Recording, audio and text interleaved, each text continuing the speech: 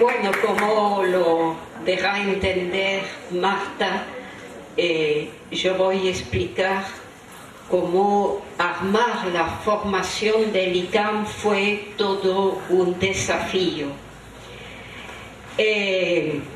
por muchas razones.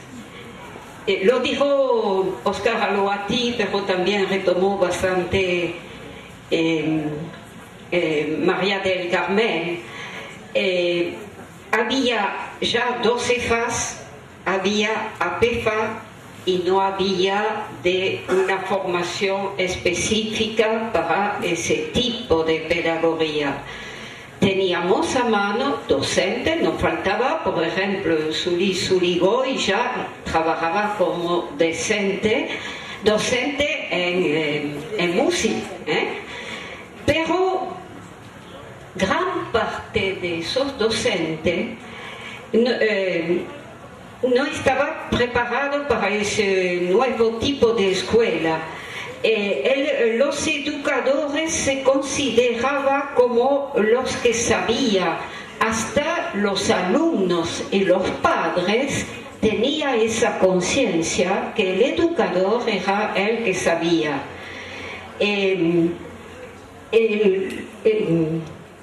No era general, porque como lo explica Marta, ya había todo un ambiente de apertura, y en particular en educación fue el momento de Pablo Freire. Por lo tanto, sí había docentes muy enfrascados en su manera de enseñar, había también gente que se preguntaba si no había otra manera, y yo creo que es por eso que finalmente hubo alumnos para el ICAM. Bueno, por lo tanto, había que inventar un profesorado, una formación docente para ese tipo de escuela EFA. Lo llamamos al comienzo docente monitor. Lo dijo también Oscar Aloati, alguien más lo retomó. Monitor quiere decir guía.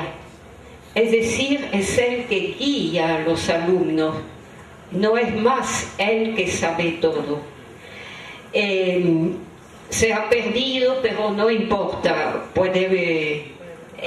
se puede retomar, y sobre todo retomar el espíritu guardando el nombre de docente, no hay problema.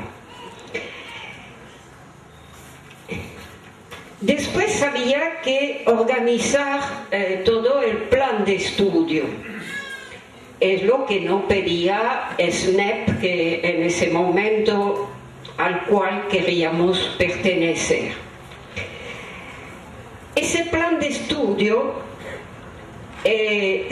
tenía que partir de las necesidades de formación de la CEFA.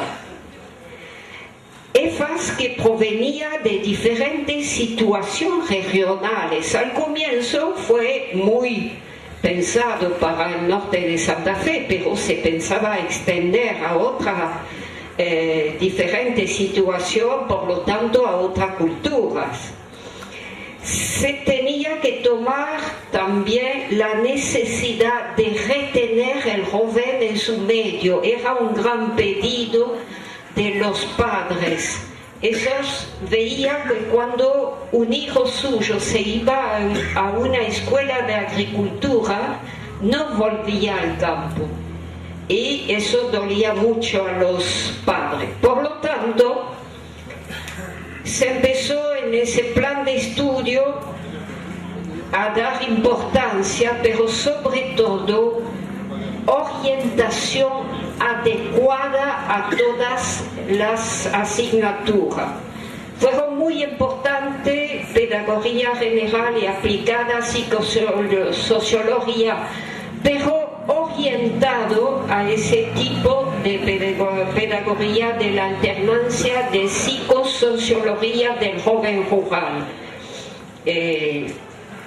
Ya fuimos un poco precursor en la diversidad que nos pide María del Carmen.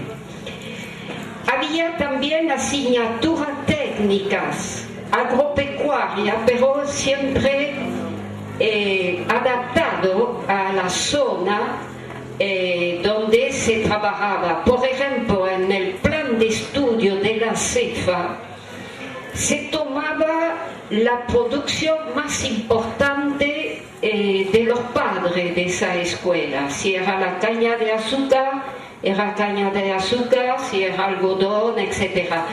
Y con esa producción principal, donde el padre sabía mucho, se trabajaba toda la metodología para estudiar un cultivo o una producción.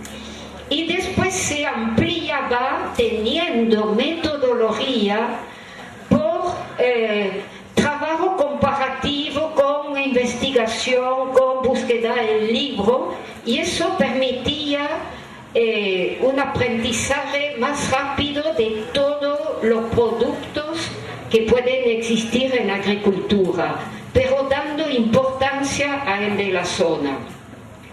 También había educación doméstica, porque nos parecía muy importante la capacitación de la mujer en el campo.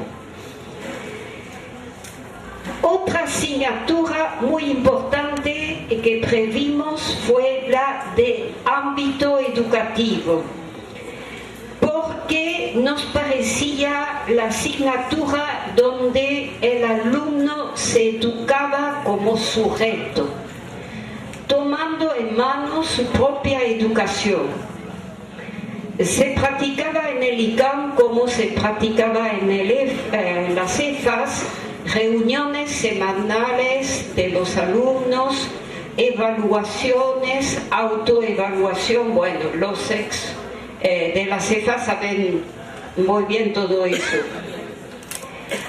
Y hubo algo que no figuraba en el plan de estudio, pero que nos ha dado mucho trabajo, que fue la formación de la conciencia, que quisimos que sea toda no una educación religiosa clásica, pero sino una formación para pensar lo trascendental.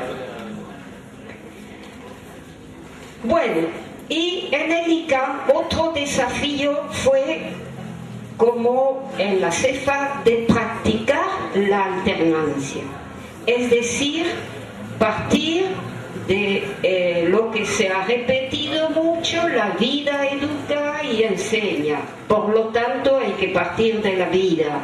Cuando los alumnos llegaban al ICAM, después de pocos días donde se les explicaba un poco esa formación, inmediatamente los mandábamos en el campo con toda una investigación a hacer con los padres, y los padres recibían una guía de evaluación que era para decidir con el alumno a la vuelta, con su informe y la evaluación de los padres, decidir si tenía la vocación para esa formación. No era obligatorio quedar, era una decisión mutua.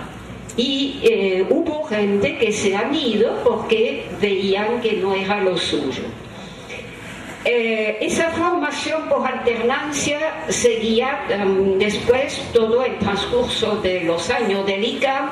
El primer año era estadía en familias, después fue estadía en EFAS para prepararse a la pedagogía de la alternancia. Aquí yo pienso que vamos a tener algunos testimonios. Hay mucha historia cuando los alumnos volvían de su estadía, era para contar y contar y contar todo lo que habían aprendido. Bueno, para redondear. En definitivo, era prever en el ICAM una formación docente a la pedagogía de la alternancia, donde la vida educa a la par de la enseñanza.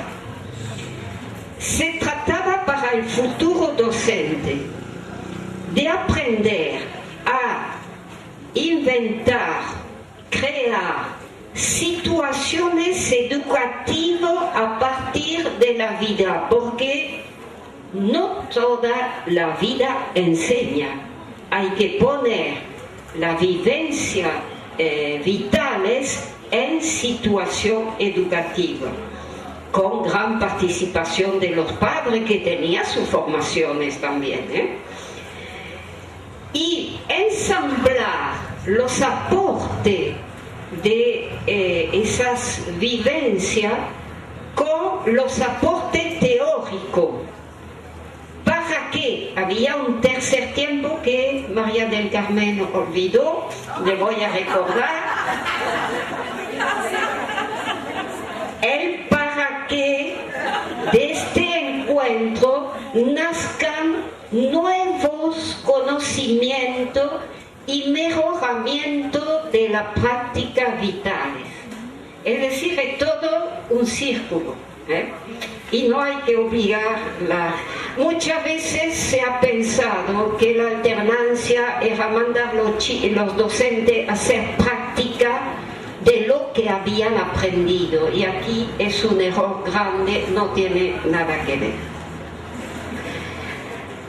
En fin, el espíritu en el cual se creó el ICAM fue muy difícil hacerlo entender en el SNEP, cuya grande preocupación era el contenido de las asignaturas y el número de horas dedicadas a cada una. Aquí no le hablo de la gimnasia que tuvimos que hacer para demostrar que la investigación, en cambio, en la vida real, era horarios de enseñanza. Hay que tener un cierto espíritu abierto para entenderlo. No fue a hablar de presentar este plan de estudio a la enseñanza pública, porque nunca aceptó la participación de las familias más allá de la cooperadora. Si no, hubiéramos podido trabajar también con la enseñanza pública. Pregunta: ¿valió la pena el esfuerzo? Por eso yo dejo la palabra a esas dos personas que nos van a dar su testimonio.